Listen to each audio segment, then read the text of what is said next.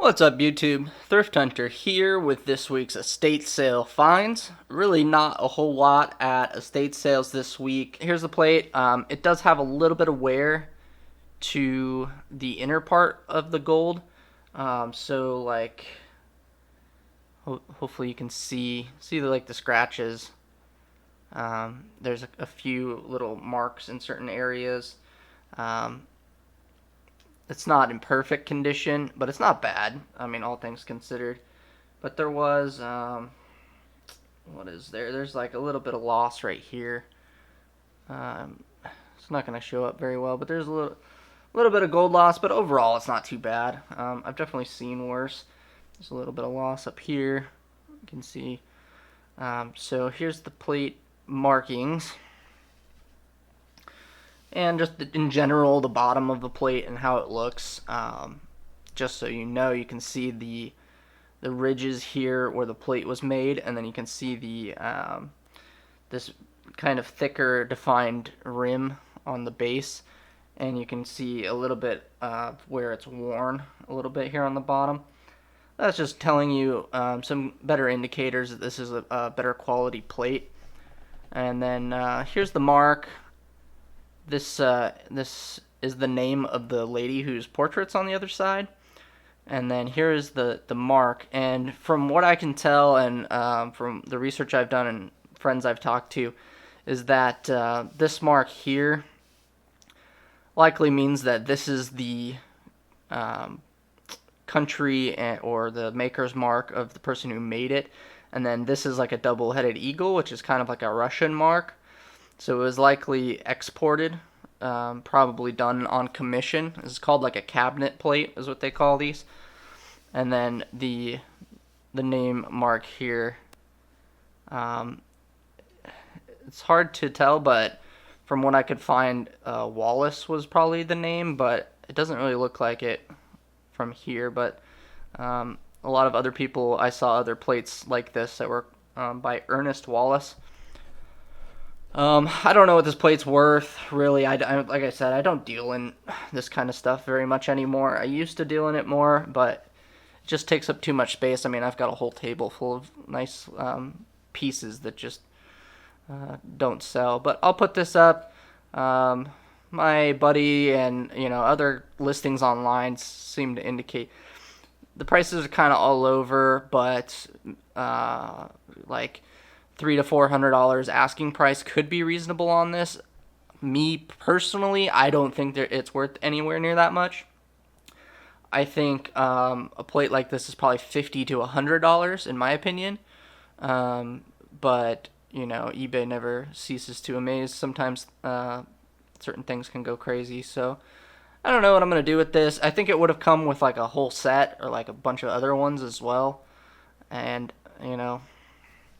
anyway, that's the plate. It's nice. You guys can see that it's obviously a good quality plate, but I don't know. I've always had issues with selling this kind of stuff. It always takes forever, and you don't get that much money, but we'll see. I hope I'm wrong. And then just two little pieces here. So I saw this cuff bracelet, and it was marked 18 bucks. Yeah, just nice. This is like a mother of pearl, and it's Native American, and it's a sign piece, which is nice. So it's NEF. Forget the name, Norman Freeman. I don't know, but you can find the mark online on the Native American sites. I actually do need to test this, and then I got a St. Christopher medal. This was just $5. Nothing really very great, but I can get like, I don't know, 15 to 20 bucks for this pretty easily, so I picked it up. But let's test this thing since I've got my testing stuff out from the last video, just because I need to test it anyway. Let's go ahead and give that a scratch. The marking looks fine. Right, you guys can see that now pretty well.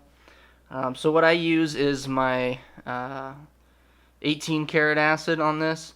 Always use 18 karat acid for silver. It's just easier. You can use the red stuff that says it's for silver, but it just doesn't give clear indicators in my opinion. Anyway, 18 karat acid is the one to use because it's very clear and obvious if it is silver. And here you can see the marking. Hopefully you can see that. So it just like turns completely like this bluish white color, and that's letting you know that it's sterling silver. It's a high silver content. 800 stuff will test just like this as well, but being Native American, probably like Navajo or whatever, it's gonna be made in sterling. So yeah, $18 for that. I'll put like 65, 70 bucks on this, maybe more. Weighs like 33 grams ish. I already weighed it. So yeah, there's that piece.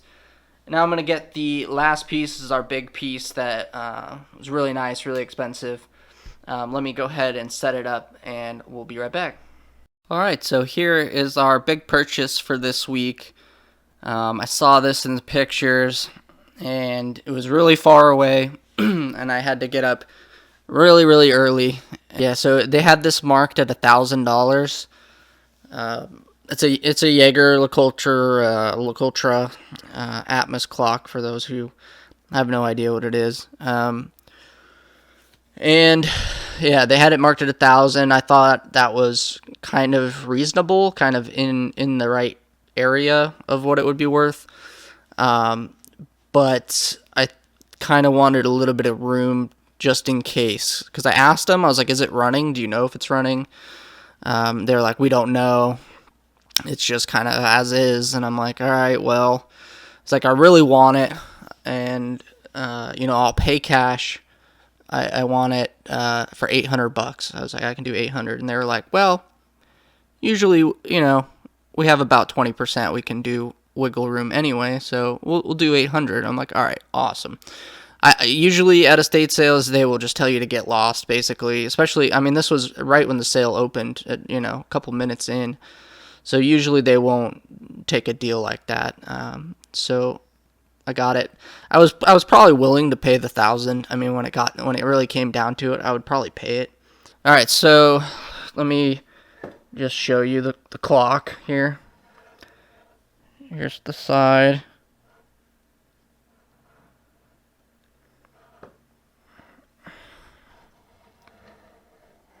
Need like a turntable or something.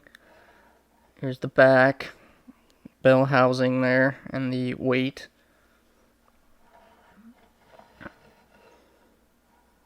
Here's the other side. Okay. So you can kind of see, you can get an idea of the condition. So it's all pitted here, down at the bottom. Here you can see it's all pitted. Not that big of a deal. The important part's going to be this glass. This is like a reverse painted glass that if it's cracked or something, it's very hard to replace. So here's the little knob that you open the door. So here's the clock itself, and there's that reverse painted panel that looks in very good condition on the back side. And then you can see the face here. It's very, very clean. A lot of the times you'll notice, like on this one, the hands are blackened on the edges. So that's from just from the years of sitting in this case like this. They get tarnishes basically, and those can be polished up and cleaned as well.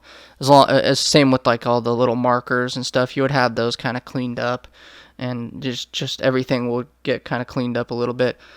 So like I said, this needs to be level to run, so we're going to turn this thing on. Let me get it set up so that it's perfectly level. If you'll see right here at the bottom, there's a little bubble level, and pretty much all of the clocks have this level in it, and you can see it's a little bit off right now. And then you've got these little screws, and that controls feet on the bottom of the clock. I'm not going to turn it over and show you the bottom. It's literally just like these screws. But so I'll adjust these a little bit and get it level, and then we're going to pull this lever. We're going to move it over here, and it's going to drop the weight down onto a suspension spring that's in the back, and hopefully we'll see it start running. Alright, so I think we've got it pretty level here. I'll zoom in on the bubble. Yeah, see that? Before it was a little bit off center. Now it's looking pretty centered. As far as I can tell, it looks pretty good. So let's go ahead and drop the weight here. And it's one of the things that they tell you, like when you ship these. So this is going to be a pain to ship, of course. I've shipped one before, and it worked out fine. But it's going to cost like, I don't know, $150 probably to ship this. And it's going to need a lot of insurance. Alright, so we're going to drop this without messing with it too much. We'll just let that kind of figure itself out here. So you can see that these are very delicate clocks. This is a very special model of the clock. I'm going to show you see how much you can see in there of the, can you see very much in there? No. I would show you like the mechanism. There's like a little pallet fork in there that grabs a little spinning, like, I don't know, a little notch that catches in the pallet fork, and that's what is going to move our minutes hand there. Anyway, so this clock is a special model of the Atmos. So your typical Atmos clock is only going to be worth like maybe $400 to $600 for the kind of more run-of-the-mill clocks. And this one's called the Caravelle model. It's got some, I don't know if it's like a French or French name, I think. It's like Dior, Caravelle, something. There's also another one called the Constellation, which is very similar in style to this one, the same kind of like gold design that shows a bunch of stars and stuff. This is the one with the boats on it. There is one that's sold, that I can find of a sold listing for $3,050 from Germany, and that was cleaned and serviced, running, but without the box. And this one, I'm not sure. There's another one listed on a clock website for $3,680 something dollars. So, I don't know. This one needs a little bit of work. It needs a little bit of work, but I think it's a good starting point to make a very, very, very nice clock. Basically, it just needs to be cleaned up and, get those brass fittings nice and get everything cleaned. And you'll have the box, and maybe you can find the paperwork somewhere, but it'll be a pretty mint example, I think, at some point. And so I'll list it for probably $3,000 and $150 in shipping, and just kind of see what kind of offers I get. I would expect, so I always like to be realistic with you guys. I think a realistic price on this is somewhere in like the $2,000 price tag. But I could be wrong. But I've dealt with these before. And so there was one, the Constellation, that sold for $2,000 without the box at auction. So yeah, I think like maybe 2,000, 2,500 is more of like a realistic range.